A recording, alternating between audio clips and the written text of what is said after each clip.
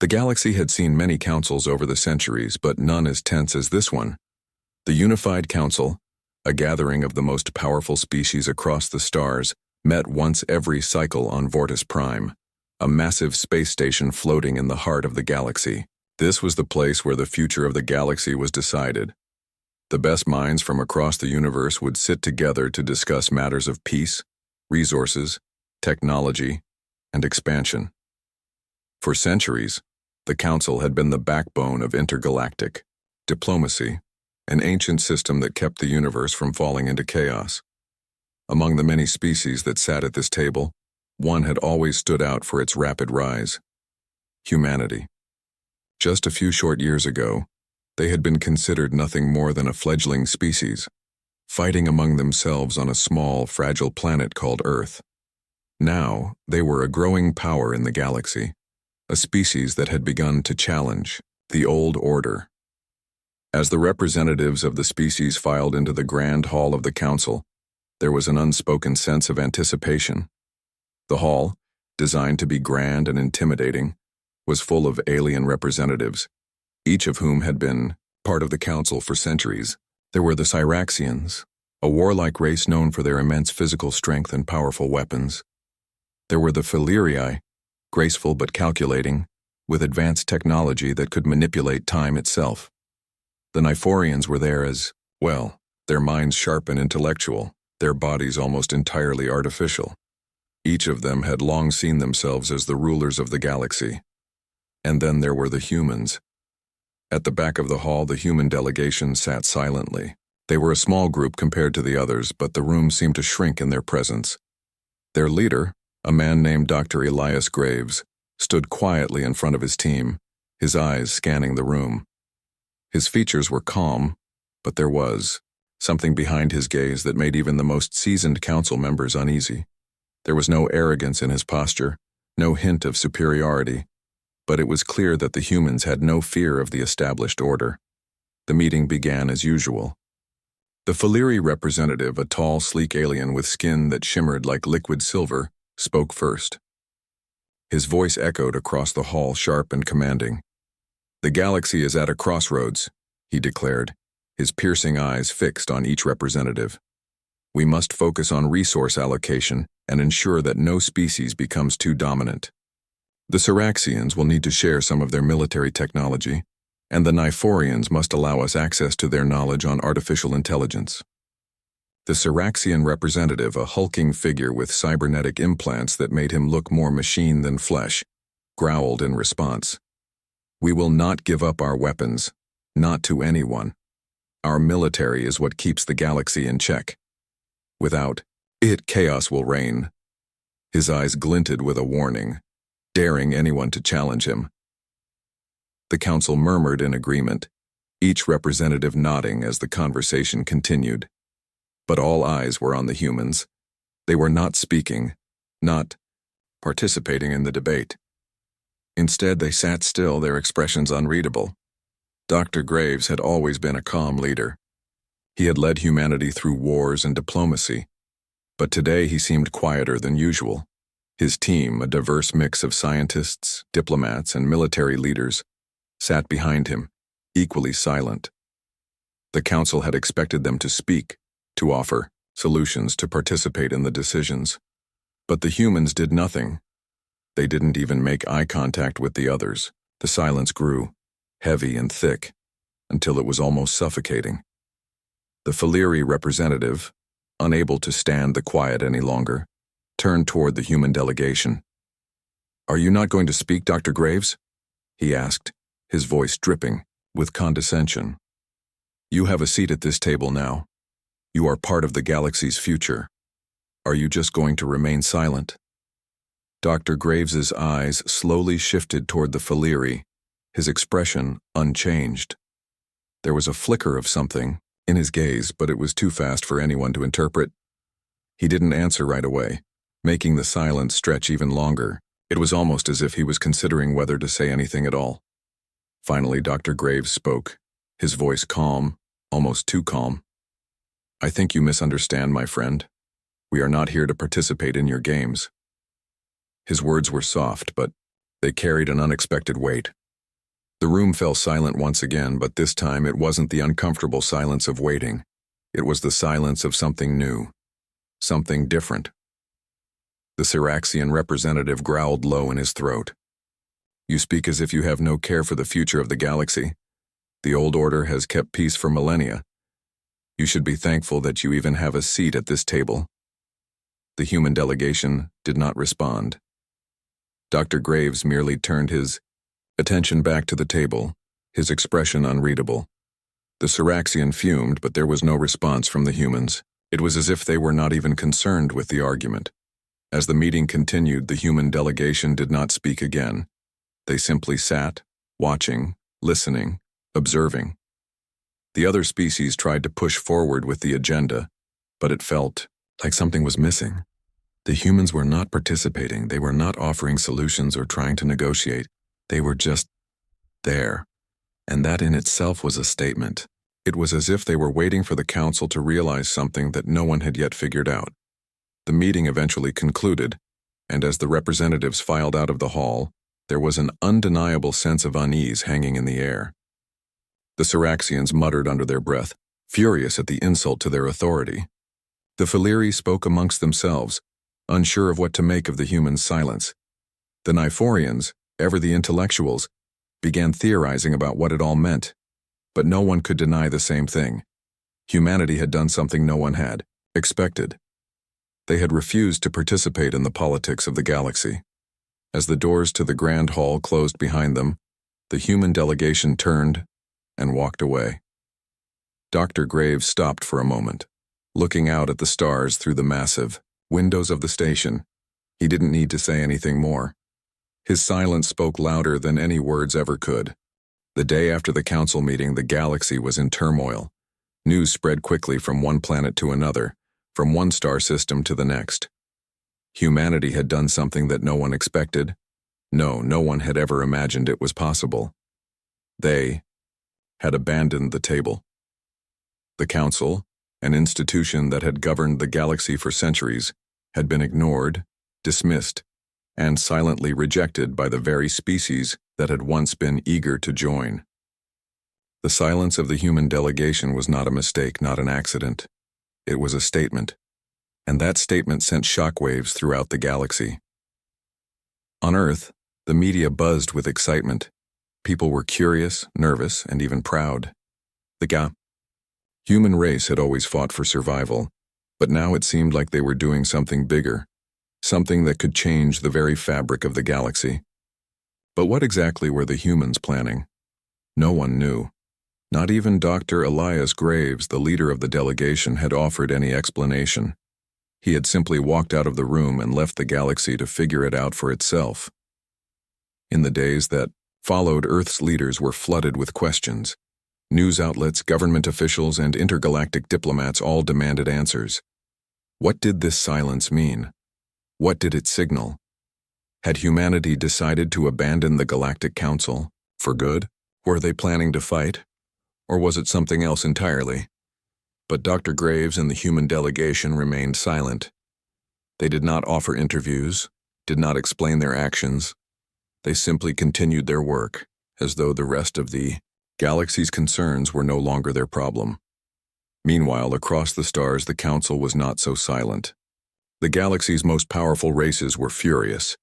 The Syraxians, the Faliri, and the Niforians, all of them had felt the sting of humanity's rejection. The Syraxians were the first to react, their military forces on high alert. The leaders of the warlike species could not understand what had just happened. For centuries, they had maintained control over the galaxy through strength and power, using their military might to ensure that no one species could become too powerful. Now, humanity had made a bold move, and they were questioning the very foundation of the Council. "We cannot let this go unanswered," the Syraxian representative rumbled in a private meeting with his generals. "Humanity's actions have shaken the galaxy to its core. If they refuse to play by our rules, then we will show them the consequences." But the Syraxians were not alone in their anger. The Faliri, known for their sharp minds and quick calculations, felt just as betrayed. For the first time in centuries, The galaxy's most powerful races were on edge. There was something unsettling about the human refusal to participate. No one had expected them to act this way, least of all the representatives of the Unified Council. The Faliri's leader, a tall, silver-skinned diplomat named Kalis, paced back and forth in his private chamber. His mind raced as he tried to make sense of humanity's silence. He had always thought of the humans as an upstart species, full of potential but not yet fully mature. They had always been eager to impress, eager to prove themselves. But now, they were doing the opposite. They were showing the galaxy that they didn't need anyone's approval. "There is something deeper here," Kalis muttered to himself. "Something they are not telling us." The Niforians, ever the intellectuals, were more cautious in their reaction. They preferred to study before they acted, but even they could not ignore the implications of humanity's silence. They had long prided themselves on their advanced knowledge and artificial intelligence, but they had never considered that another species could have the courage to reject the galactic system so entirely. "We need to understand their reasoning," said Kor, the lead Niforian scientist. "If we do not, we risk underestimating them. They are a wild card, unpredictable. We cannot afford to make an enemy of them." Despite the growing tension, no one in the galaxy knew what humanity's next move would be. Dr. Graves, who had been the face of humanity's entrance into the Council, had withdrawn from public view. The human delegation's silence was now a mystery, a puzzle that no one could solve. Was this a sign of weakness, or was it a sign of something far more dangerous? On Earth, a different kind of conversation was happening. The people of the planet had always been resilient, and now they were watching closely. The governments, the leaders, and even the scientists were all trying to understand what had happened. The news was filled with debates. Was humanity's decision to remain silent a bold stand for independence, or was it a mistake that could lead to disaster? But there was one thing everyone agreed on: humanity's decision to walk away from the ShortStories Council was a defining moment. It was the kind of moment that would be remembered for centuries. The question was no longer whether humanity would adapt to the galaxy's old ways. It was whether the galaxy would adapt to humanity. As the days passed, the Council attempted to reach out to humanity. They sent messages, but received no reply. There were whispers that the humans had something else in mind, something bigger than anyone could imagine. And then one day the humans did something even more unexpected. They released a single message across the galaxy. It was simple. It was short, and it was chilling. "We don't need you. You need us." The message was broadcast on every communication channel across the galaxy, a message that could not be ignored. It was not a threat, but it was a declaration, one that made every other species stop and think. The Cyraxians were enraged, the Faliri were confused, and the Niforians were alarmed. No one had expected such a bold move from the humans. But in that single message, humanity had made it clear. They were no longer just a part of the galaxy's future. They were a force to be reckoned with. And so, as the galaxy watched in awe, fear, and disbelief, humanity stood alone. They had abandoned the table, and there was no going back. The galaxy was on edge. For weeks, the message humanity had sent, "We don't need you. You need us," echoed through the stars. It wasn't just the words that shook the galaxy. It was the sheer confidence behind them. No species had ever spoken like that before, especially not one as young as humanity. It was one thing to stand up to the Council, but it was another thing entirely to claim that the galaxy's oldest and most powerful races were the ones in need. The silence that followed the message felt heavy, as though the universe itself was holding its breath, waiting for something to happen. Back on Earth, there was a strange mixture of pride and fear. People across the planet were filled with questions. What did the message mean? Was this the start of something new? Or was it a dangerous mistake? No one was sure, but one thing was certain. Humanity was no longer just a part of the galaxy. They were an unknown force, and that was both thrilling and terrifying. Governments and leaders on Earth scrambled to understand what had happened. Diplomatic channels were opened with the Council's representatives, but no one in the human delegation had said a word since they left the summit. Dr. Elias Graves, the leader of humanity's delegation, remained in seclusion. The Council's attempts to reach out to him were met with silence. It seemed that the human leadership had taken a step back from the intergalactic stage, retreating into their own world, and the rest of the galaxy was left to wonder what it all meant. But there were whispers. People on Earth started to talk, to speculate. Some believed that humanity was ready to build its own path, free from the politics and old ways of the Council. Others feared that they had made an enemy of the galaxy's most powerful species, and that war was on the horizon. There was no clear answer. The human race was in uncharted territory, and no one knew what their next move would be. The Council reacts. The unified Council was in chaos. What was once a well-oiled machine of diplomacy and power was now a fractured and uncertain institution. The Cyraxians, the most militant species in the galaxy, were the first to react with hostility. The Cyraxian representative, Commander Tormak, paced angrily in his private chambers, fists clenched. The humans' actions had insulted them. They had ignored centuries of order, years of carefully built power structures. Commander Tormak could not understand how humanity could be so bold. They have no respect for the galaxy's order, Tormak growled to his closest advisors. We've tolerated their presence in the Council for too long. Now they think they can just walk away and ignore us? We'll remind them who rules this galaxy. But not everyone in the Council was ready to jump into conflict. The Faliri, a species known for their intellect and advanced technology, took a more cautious approach. Their representative, Kylus, sat in the Council's chambers thinking deeply. He had been alive for over 300 cycles, and in all that time he had never seen anything like this. Humanity was unpredictable, yes, but there was something about their silence that unnerved him. It was not weakness, it was not fear, it was something else entirely. Kylus knew that humanity's refusal to participate in the Council could not be ignored. The message they sent was more than just a declaration. It was a challenge to everything the Council had built. The Faliri had always been the galaxy's problem solvers, the peacekeepers, but now humanity had become a question they could not answer. We must understand them, Kylus said to his fellow Faliri delegates. There is a reason for their silence, and we must find it before we make any decisions. They are not like the others. The Niforians, the galaxy's most intellectual species, were equally perplexed. They had always been known for their mastery of artificial intelligence and their ability to calculate the future with incredible precision. But even they could not predict humanity's next move. Why have they done this? Kor, the lead Niforian scientist, asked as he studied the data that had been gathered about humanity's message. They are not foolish. They are capable of much more than we've given them credit for. But this is not a mistake. This is deliberate. The question is, what do they want? As the days went on, the Council found itself in a difficult position. The Cyraxians wanted to take a hard stance against humanity, to teach them a lesson in galactic power. The Faliri, though unsettled, were more inclined to seek understanding. And the Niforians, though intrigued by humanity's potential, were cautious about the unknown future.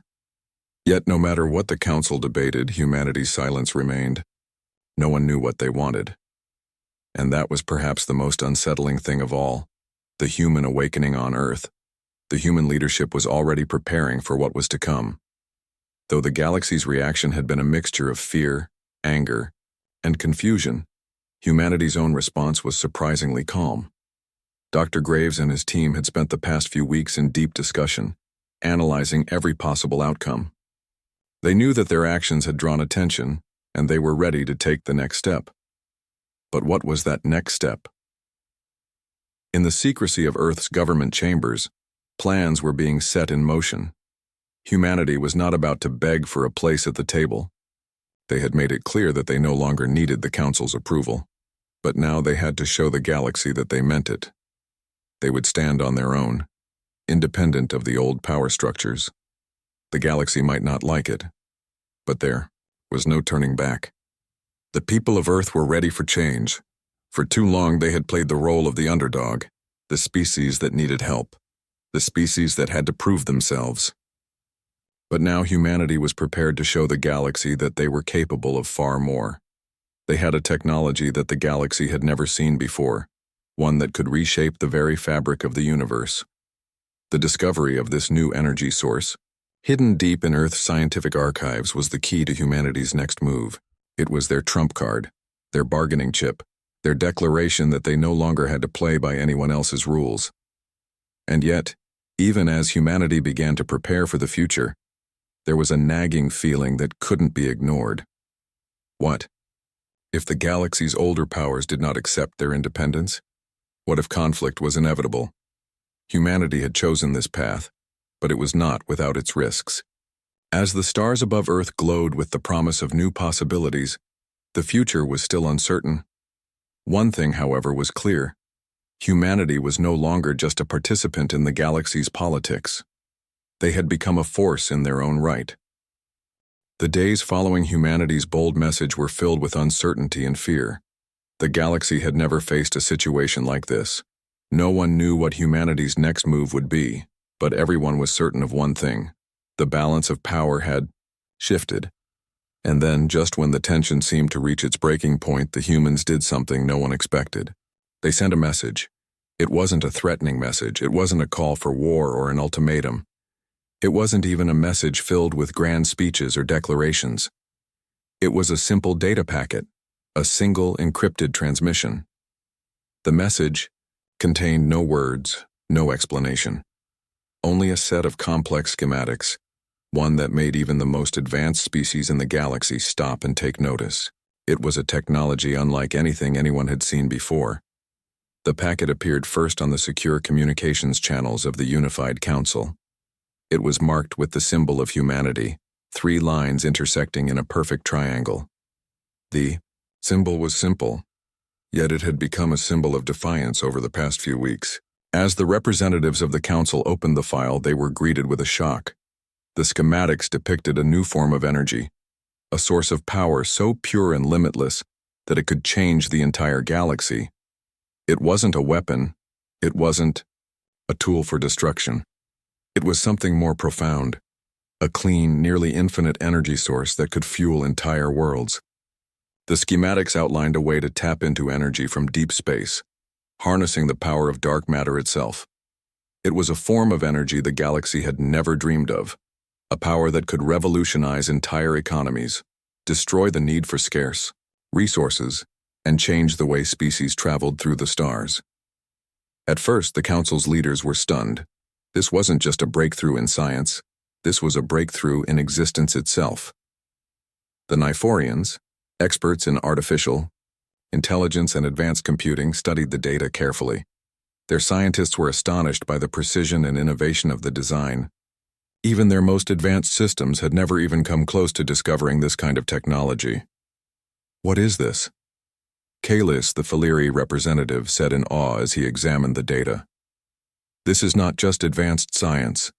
This is something beyond us." Commander Tormak of the Cyraxians was less impressed, but even he couldn't deny the potential of such a discovery. He had always believed that strength and force were the keys to control, but this energy, this power, could change everything. It would render entire fleets obsolete, make war machines useless, and shift the balance of power in the galaxy forever. "Why would they give us this?" Commander Tormak growled. "What do they want in return?" Kalis furrowed his brow, unsure of the answer. Perhaps they don't want anything. Perhaps this is the true meaning of their message. They don't need us. They are showing us that they can do things we never imagined. This is their power. The message was not accompanied by any demands or threats. It was simply the schematics with a short note attached. "This is the future of energy. It's yours to use, but only if you understand the cost. We are no longer your allies, we are your equals." The Council's representatives sat in stunned silence as the implications began to sink in. Humanity had not just walked away from the table. They had handed the galaxy a gift, but this gift came with an understanding. It was not a gift to be used lightly. If the galaxy's civilizations used this energy, they would have to change the way they viewed themselves. They would have to discard old beliefs, old power structures, and the way they thought about control. The message had a final warning. Use this energy wisely, or it will consume you. The dilemma. The Council was faced with a dilemma. The new energy source was revolutionary, yes, but there were also risks. Who could be trusted with such power?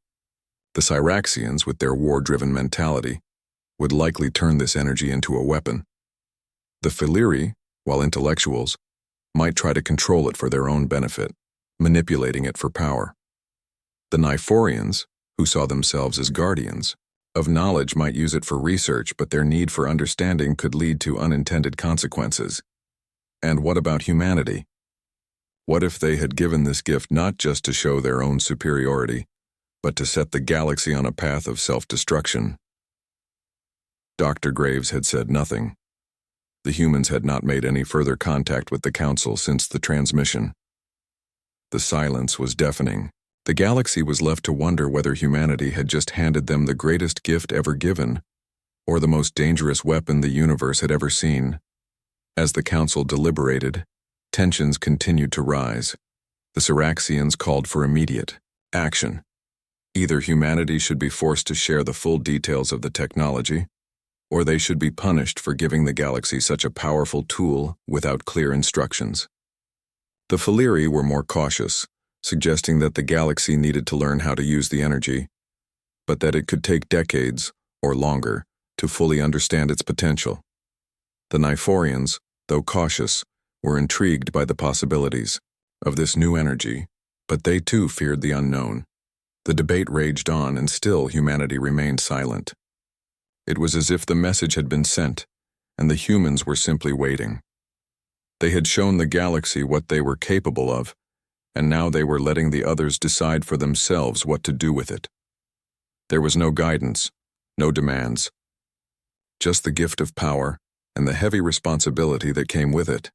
A new beginning on Earth. The leaders of humanity watched the Council's response from afar. Dr. Graves, though silent to the galaxy, was not silent with his people. Behind closed doors, he spoke to Earth's leaders, to the scientists and engineers who had helped unlock the secrets of this new energy. The message to humanity was clear. The galaxy had been given the chance to evolve, to grow beyond the old ways of thinking. No longer would they be bound by the ancient systems that had kept them small and powerless. Humanity had taken its first steps into a future where they were no longer dependent on the approval of others. They had shown the galaxy that they were capable of great things, not just through strength but through intelligence, innovation, and courage. But this was only the beginning. Humanity's next step was unknown, but one thing was certain. They were no longer going to ask for permission to exist. They had the power, the technology, and the will to shape the future, and the galaxy would soon learn that humanity's silence was not a weakness. It was a declaration. As Earth looked to the stars, there was no fear. Only the promise of a new era. An era where humanity would no longer be just a part of the galaxy, but a force that would shape its future. The galaxy was caught in a web of confusion and fear. Humanity's silence had stretched on for weeks. The message they had sent, simple but powerful, had left the unified council in disarray. What had once been a respected institution of peace and power was now scrambling to make sense of a new reality where humanity was no longer just a participant, but a potential rival, a force to be reckoned with. The energy source that humanity had shared, a gift that could revolutionize, the galaxy hung like a weight in the air. No one knew how to use it. No one knew what it would mean. The council's leaders, once confident in their power, were now questioning everything they had believed. It wasn't just the potential of the technology that scared them. It was the realization that humanity had, with one move, shown the galaxy that it no longer needed the old order. As the weeks passed, the council remained divided. The Cyraxians, never ones to back down from a challenge, began to push for action. Commander Tormak, their fierce leader, was certain that humanity had done this to weaken their military might. He had seen the schematics, studied them, and now he was convinced that the energy source was a weapon, one that could easily shift the balance of power in the galaxy. "They've given us a tool," Tormak growled during a closed meeting with his generals. "And while they say it is for peaceful use, I know what it can do. If we control it, we control the galaxy. We will not let them have this power unchecked." Tormak's words were clear. He believed that humanity's refusal to engage in diplomacy was a direct challenge to Siraxian power. The message was simple: humanity must be stopped before they could unlock the full potential of the energy. But Tormak's generals were more cautious. They knew the risks involved in pushing too hard. "The power of this energy is not fully understood yet," General Corrin, one of Tormak's most trusted officers, pointed out. "If we force humanity's hand, we may trigger something we cannot control." Tormak's eyes narrowed. "Then we will be ready, but we will not let this pass the Faliri and the Niforians." Meanwhile, the Faliri were taking a different approach. Unlike the Siraxians, who saw everything as a potential battle to win, the Faliri knew that the future of the galaxy could not be decided by military strength alone. They were intellectuals at heart, and the gift humanity had sent was something that could either destroy or save the galaxy. But before they could make any decisions, they needed to understand it. Kalis, the Faliri representative in the council, had always been the voice of reason, but even he was rattled by the implications of humanity's actions. For centuries, the Faliri had prided themselves on their scientific and diplomatic prowess. They had helped guide the council's many decisions. But now, humanity had stepped into the limelight, offering something they had never dreamed possible. "We must study this technology," Kalis insisted during a meeting of Faliri scientists. "We cannot allow our fear to dictate our actions. If this technology is what humanity claims it is, we have the chance to reshape the galaxy for the better. But we must approach it carefully, with wisdom." The Niforians, always focused on knowledge and progress, were equally intrigued. They had long been known for their brilliant minds and their reliance on artificial intelligence to solve complex problems. But the energy source humanity had revealed was something they could not compute with ease. It was unlike any technology they had encountered before. "We cannot make any hasty decisions, Kor," the lead Niforian scientist cautioned. "This is uncharted territory. If we push forward without fully understanding the risks, we could destroy everything we have built." But the problem was that time was running out. The Siraxians were pushing for action, demanding that humanity either share the full details of the energy source or face consequences. The Faliri and Niforians were trying to slow things down, to find a way to understand the energy before any action was taken. But the longer humanity remained silent, the more impatient the Siraxians became. Humanity's stand back on Earth, Dr. Elias Graves and the human delegation had been closely watching the developments in the galaxy. While the council argued, debated, and grew increasingly tense, humanity remained in control of its next move. Dr. Graves had always been a patient man, and he understood that the council's decision would not come quickly. He knew that they would push, that they would try to force humanity into a corner. But he also knew that they could not make a move without understanding the energy humanity had given them. Humanity was ready. They had spent months preparing for this moment, and the decision had already been made. Dr. Graves and his team had studied the energy thoroughly. They understood its risks and rewards, its potential to reshape entire worlds. But they also knew that the galaxy was not ready for such a leap. Humanity would not make the same mistakes the Council had made. The message humanity had sent was not a threat. It was an invitation to leave behind the old ways and embrace a new future. But the Council had yet to understand that. They had yet to realize that the galaxy could not be run on the same principles that had governed it for centuries. Dr. Graves stood in front of a large, dark window in his private office, staring out at the stars. He had spent his entire life preparing for this moment. He had seen the potential of humanity to rise above the limitations that had once held them back, and now the galaxy would have to learn that humanity was no longer a participant in their games. They were a player in their own right. The ultimatum days passed, and still, humanity's silence hung over the galaxy like a shadow. The Council could no longer wait. The Cyraxians were growing restless. The Faliri were divided, and the Niforians were still calculating the risks. Something had to be done. The Cyraxians made their move. They sent a direct message to humanity, one that was impossible to ignore. It was not a request. It was a demand. Humanity, the message began. You will either share the full details of your energy source or face the consequences. The Yang Galaxy will not stand by while you hold this power to yourselves. We will take what is ours by force if necessary. The message was clear.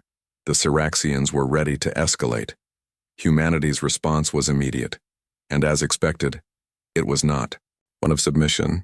The message came from Dr. Graves himself, and it was brief. We will not be dictated to. We offer you the future. Accept it, or prepare for the consequences of refusing it. The tension in the galaxy had reached a boiling point. Humanity had made its stand, and now the universe waited to see who would blink first. Would the Council force humanity to bend to their will, or would humanity's bold move change the galaxy forever? The galaxy stood at the edge of an unknown future. The tensions between the unified Council and humanity had reached their peak. The Cyraxians had made their move, demanding that humanity share the secrets of the energy they had gifted to the galaxy. The Faliri and Niforians were still divided, unsure of how to approach the situation. And humanity, silent as always, had made one thing clear. They would not bow to the demands of the Council. It was no longer just about energy, technology, or power. It was about control, and who had the right to determine the future of the galaxy. The Council had always ruled with an iron fist, maintaining peace through a delicate balance of power. But humanity had shown that it was no longer interested in following the old ways. They had created something that could change everything, something that could reshape the very fabric of the galaxy. And they were not going to let anyone take that away from them. The final confrontation. The Cyraxians, led by Commander Tormak, were growing impatient. They had waited long enough. They had sent their message, and humanity had refused to comply. Now they were preparing to act. Tormak stood before his generals, his fists clenched in fury. The humans think they can hold the future of the galaxy hostage, he said, his voice a low growl. They want to challenge us to break the old order. I will not let that happen. We will take what is ours. We will take their technology, whether they give it to us or not. His generals, though uneasy about the risks, knew that they had no choice. The Cyraxian military was unmatched in its strength, and if they didn't act now, humanity's boldness would never be stopped. They were already planning a strike, a raid on Earth itself to seize the technology and force humanity to bend to their will. But before they could put their plan into motion, something unexpected happened.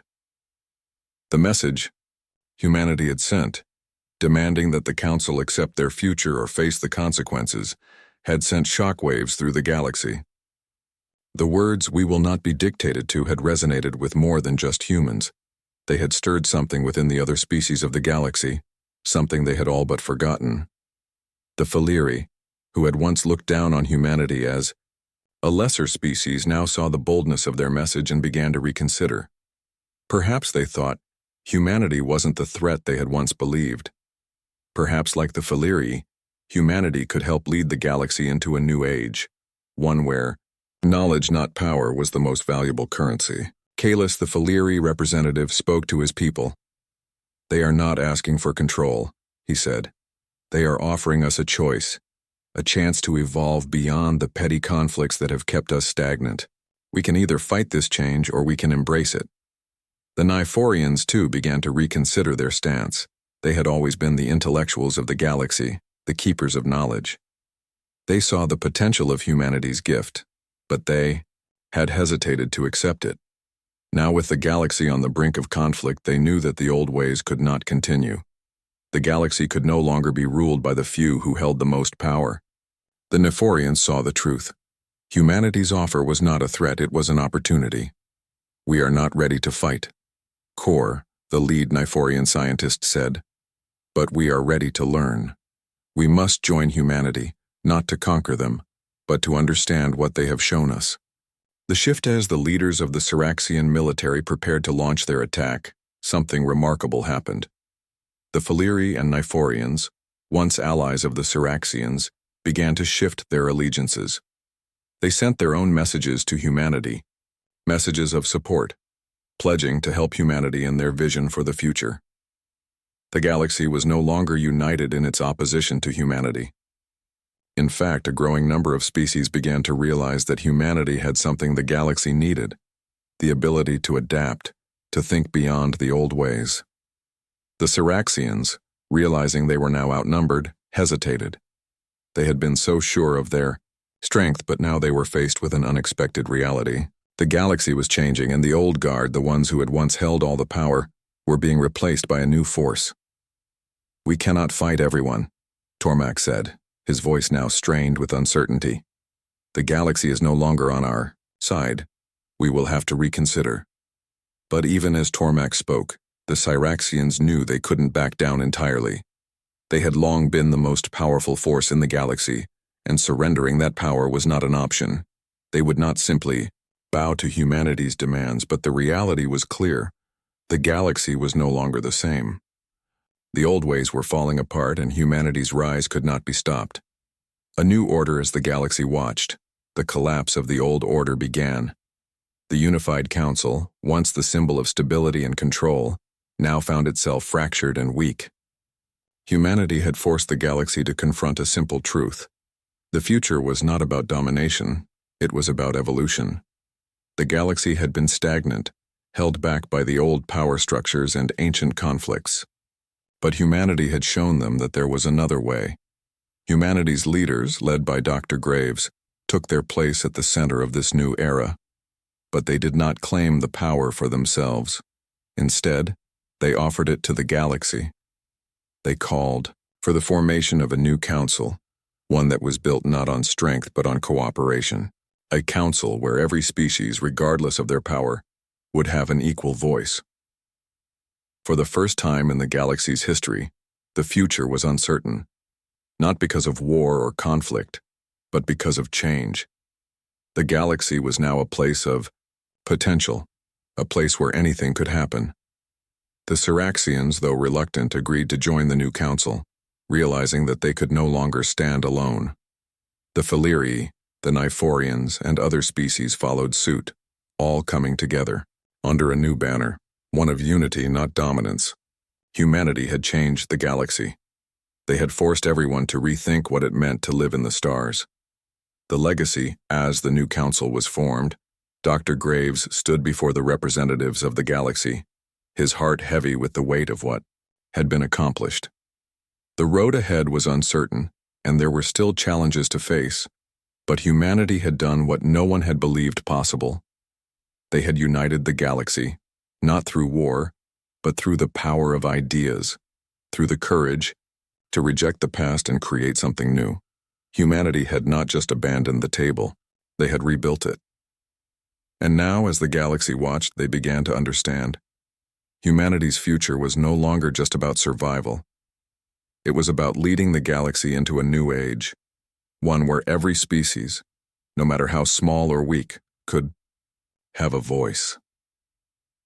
The stars above Earth shined brighter that day, as if in acknowledgement of the new era humanity had ushered in. The future was theirs, and it was just beginning.